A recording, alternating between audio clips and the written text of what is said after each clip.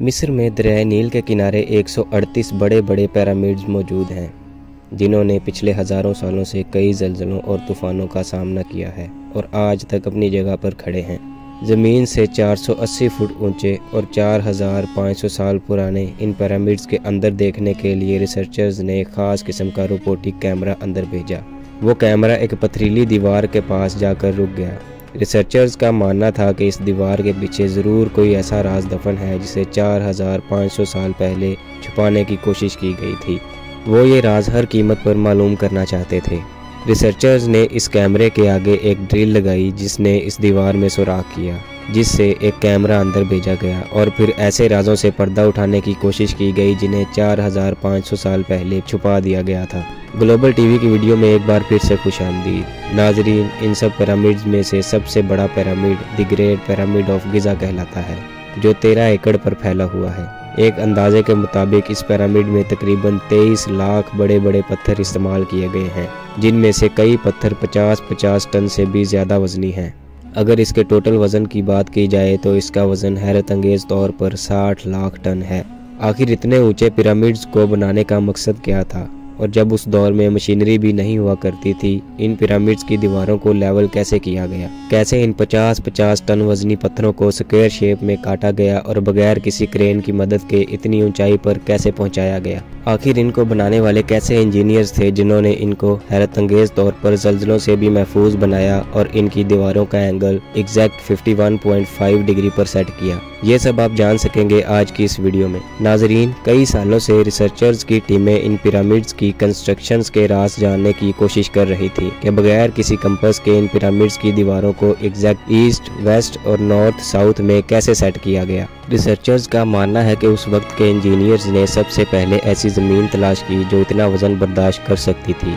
फिर आसमान पर मौजूद पोलर स्टार्स की मदद से ज़मीन के पोल्स का पता लगाया गया और उन्हीं की मदद से पिरामिड की दीवारों को सेट किया गया। ना कोई कंपास इस्तेमाल की गई और ना ही कोई जदीद टेक्नोलॉजी।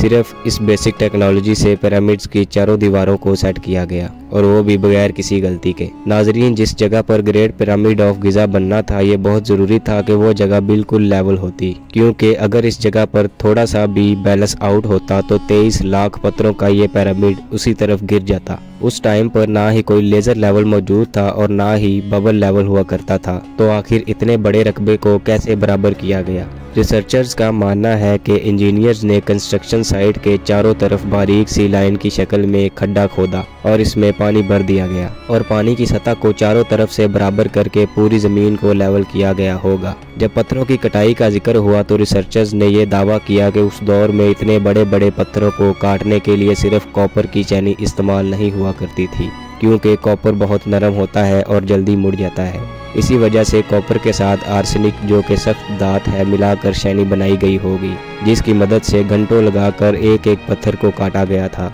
नाजरीन, पिरामिड्स की कंस्ट्रक्शन में इस्तेमाल होने वाला पत्थर जिसे लाइमस्टोन कहा जाता है, उसकी कटाई गिज़ा से 250 किलोमीटर दूर टोरा के मकाम पर हो रही थी। अब मसला ये था कि 50-50 टन वजनी पत्थरों को टोरा से गिज़ा तक कैसे लाया जाए, और वो भी एक या दो पत्थरों को नहीं बल्कि एक एक पिरामिड में 23 लाख पत्थरों का इस्तेमाल होना था। दोस्तों, अगर आज के दौर में भी इतने बड़े बड़े पत्थरों को ट्रांसपोर्ट करना हो तो जदीद मशीनरी की मदद से भी इस काम में बहुत मुश्किल दरपेश आएगी, और उस दौर में सिर्फ मजदूरों और कश्तियों की मदद से इन पत्थरों को टोरा से गिज़ा तक ट्रांसपोर्ट किया गया। जी हाँ, टोरा से गिज़ा तक जाने वाले दरिया को इस्तेमाल किया गया और पत्थरों को बड़ी बड़ी कश्तियों में लाद कर गिज़ा तक ट्रांसपोर्ट किया गया। ये काम इतना आसान नहीं था। एक एक पत्थर की लोडिंग और अनलोडिंग में कम से कम 500 से 700 मजदूर एक साथ काम करते होंगे। दोस्तों, अगर पत्थरों को इंपोर्ट करने के बाद इतनी ऊंचाई पर ले जाने का सवाल किया जाए तो रिसर्चर्स का मानना है कि या तो ये पत्थर स्पाइरल ट्रैक के जरिए ऊपर गए थे या जिगजैग ट्रैक के जरिए, क्योंकि ये तो वाज़ेह है कि इन पत्थरों को मजदूरों ही के जरिए ऊपर ले जाया गया था। नाजरीन, इन पिरामिड्स के अंदर मुख्तलिफ कंपार्टमेंट्स भी बनाए गए थे और इन तक जाने के लिए खुफिया रास्ते भी मौजूद थे। रिसर्चर्स को यहाँ छोटी छोटी सुरंगें भी नजर आईं। ये सब तो ठीक था, लेकिन रिसर्चर्स को जिस चीज़ ने परेशान किया वो था पिरामिड्स के अंदर इस्तेमाल होने वाला पत्थर। दोस्तों, कंपार्टमेंट्स के अंदर ग्रेनाइट का इस्तेमाल किया गया था, जो कि डायमंड के बाद दुनिया का सबसे ज्यादा मजबूत पत्थर माना जाता है। आज के जदीद दौर में भी ग्रेनाइट को काटने के लिए एडवांस किस्म के ग्राइंडर इस्तेमाल किए जाते हैं। रिसर्चर्स को ये बात समझ नहीं आ रही थी कि 4500 साल पहले इस ग्रेनाइट के पत्थर को इतनी बारीकी से कैसे काटा गया। रिसर्चर्स का मानना है कि ग्रेनाइट के पत्थर को एक ऐसे आरे से काटा गया था जिसके दांत नहीं थे। इसके दोनों तरफ वजन डालकर पत्थर पर चलाया जाता था और बारीक बजरी भी इस्तेमाल की जाती थी। इस तरह एक एक पत्थर के काटने में 4 से 5 महीने का वक्त लग जाया करता था। 1879 में पिरामिड के बराबर से एक शख्स गुजर रहा था कि अचानक इसके सामने एक लोमड़ी आ गई। उस आदमी ने जब लोमड़ी की तरफ पत्थर फेंका तो वो लोमड़ी पिरामिड में बने हुए एक छोटे से सुराख में घुस गई। ये मंजर देखकर उस आदमी से रहा नहीं गया, क्योंकि अब वो पिरामिड में बने इस सुराख के अंदर देखना चाहता था। अंदर दाखिल होते ही आदमी ने खुद को पिरामिड के अंदर बने सीक्रेट चैम्बर में पाया, जिसकी दीवारों पर अजीबोगरीब लिखाई में कुछ लिखा हुआ था। यही वो वक्त था जब दुनिया को मालूम पड़ा कि पिरामिड के अंदर सीक्रेट चैम्बर्स भी मौजूद हैं, जिन पर आज तक रिसर्च चल रही है। ग्रेट पिरामिड ऑफ गिजा, जो कि तमाम पिरामिड्स के मुकाबले में सबसे ऊंचा और सबसे चौड़ा है, इसके अंदर अभी तक 2 हिडन चैम्बर्स तलाश कर लिए गए हैं। एक को किंग्स चैम्बर और दूसरे को क्वींस चैम्बर का नाम दिया गया है। जब पहली बार रिसर्चर्स की टीम इन चैम्बर्स के अंदर गई तो उनको वहां 4500 साल पुराना ग्रेनाइट से बना हुआ एक ऐसा ताबूत मिला जो अंदर से खाली था। लेकिन हैरान करने वाली चीज ताबूत का मिलना नहीं, बल्कि रिसर्चर्स ये देखकर हैरान थे कि इस किंग्स चैम्बर में अंदर आने का रास्ता सिर्फ एक छोटा सा सुराख ही है, जिसमें से इंसान का भी अंदर आना मुश्किल है। तो आखिर ये ताबूत चैम्बर के अंदर कैसे लाया गया? आखिरकार कई सालों की रिसर्च के बाद ये बताया गया कि पहले किंग्स चैम्बर को अंदर से बनाया गया और उसी वक्त ताबूत भी रख दिया गया। इसके बाद चैम्बर को सील करके सिर्फ एक छोटा सा सुराख छोड़ा गया। आखिर 4500 साल पहले वो कौन लोग थे जिन्होंने पिरामिड्स बनाने का इतना मुश्किल तरीन काम कंप्लीट किया? ये एक ऐसा सवाल था जिसके बारे में कई मुख्तलिफ थ्योरीज मिलती हैं। कुछ लोगों ने कहा कि यह मुश्किल तरीन काम गुलामों से करवाया जाता था, जो दूर दराज से लाए जाते थे, और इन गुलामों से जोर जबरदस्ती इतना वजन उठवाया जाता था और पत्थर भी तोड़वाए जाते थे। कभी ये भी सुनने को मिलता है कि हजारों साल पहले अर्थ पर एलियंस आए थे जो ये पिरामिड्स बनाकर वापस चले गए। लेकिन रिसर्चर्स ने कई सालों की मेहनत के बाद कुछ ऐसा एविडेंस तलाश किया जिसने ये तमाम बातें गलत साबित कर दी। जी हाँ, रिसर्चर्स ने जब वहाँ मिलने वाली वर्कर्स की हड्डियों का मुआयना किया तो उनको एक खास चीज नजर आई। कुछ मजदूरों की हड्डियों पर जोड़ भी लगे हुए थे और कुछ की तो सर्जरी भी हो चुकी थी। रिसर्चर्स का मानना है कि जिन लोगों ने ये पिरामिड्स बनाए थे वो किसी सूरत भी स्लेव्स नहीं थे, क्योंकि कंस्ट्रक्शन के दौरान उनकी मेडिकल ट्रीटमेंट भी होती रही है। लेकिन पुराने दौर में गुलामों पर इतनी अटेंशन नहीं दी जाती थी। न सिर्फ इतना, बल्कि माहिरीन ने इन ढांचों को जोड़ कर भी देखा, जिससे ये जाहिर हो गया कि पिरामिड्स को बनाने वाले लोग दिखते कैसे थे।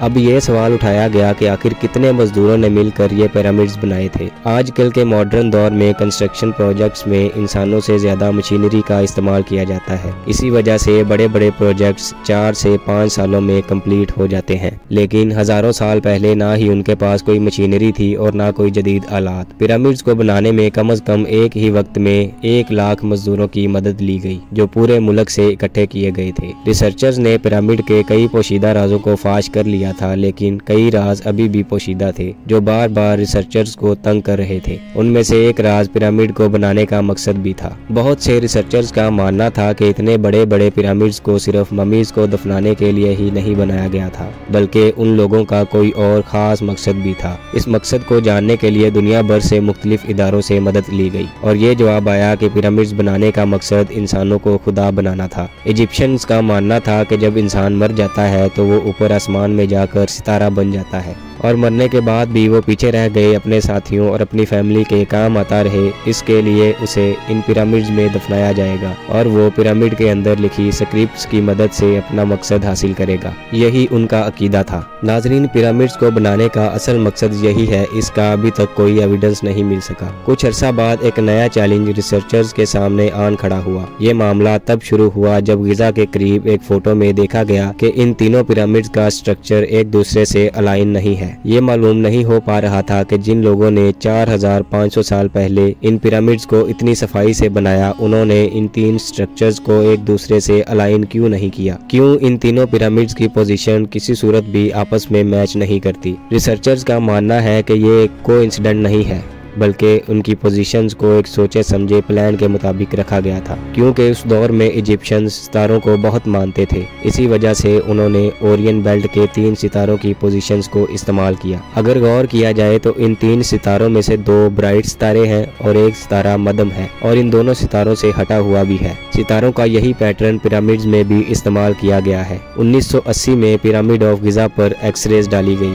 जिससे मालूम पड़ा कि किंग्स और क्वींस चैम्बर के अलावा टॉप पर एक और सीक्रेट चैम्बर भी मौजूद है। इस चैम्बर तक पहुंचने के लिए 5 सालों में एक रोबोटिक कैमरा तैयार करवाया गया, जिसको छोटी सुरंग के अंदर भेजा गया। वो कैमरा 200 मीटर के बाद रुक गया। उसके सामने पत्थर का एक स्लैब था। मजीद 8 सालों की मेहनत के बाद एक ऐसा रोबोटिक कैमरा तैयार किया गया जिसके आगे ड्रिल मशीन भी लगी हुई थी। सन 2001 में इस रोबोटिक कैमरे को दोबारा भेजा गया और उस स्लैब में सुराख किया गया, जो इतना बारीक था कि सिर्फ एक कैमरा ही उसके अंदर दाखिल हो सकता था। जब कैमरे ने स्लैब के अंदर देखा तो सामने एक और पत्थर का स्लैब मौजूद था, लेकिन जब कैमरा जमीन की तरफ किया गया तो कुछ ऐसा नजर आया जिसने सबके रोंगटे खड़े कर दिए। जी हाँ, जमीन पर लाल रंग से कुछ खास अल्फाज लिखे गए थे। ये अल्फाज कैबिन को सील करते वक्त 4500 साल पहले लिखे गए थे। रिसर्चर्स को ना ही इनका मतलब समझ आया और ना ही इनका मकसद, लेकिन रिसर्चर्स का मानना है कि इस लैब के आगे ज़रूर कोई सीक्रेट चैम्बर मौजूद है जो पिछले 4500 सालों से किसी ने भी नहीं देखा। आने वाले चंद सालों में कोई दूसरा एडवांस रोबोटिक कैमरा शायद इस लैब के अंदर देख सके। नाजरीन, आप लोगों का इस बारे में क्या ख्याल है मुझे कमेंट सेक्शन में ज़रूर बताइएगा। उम्मीद है ग्लोबल टीवी की ये वीडियो भी आप लोग भरपूर लाइक और शेयर करेंगे। मिलते हैं अगली वीडियो में।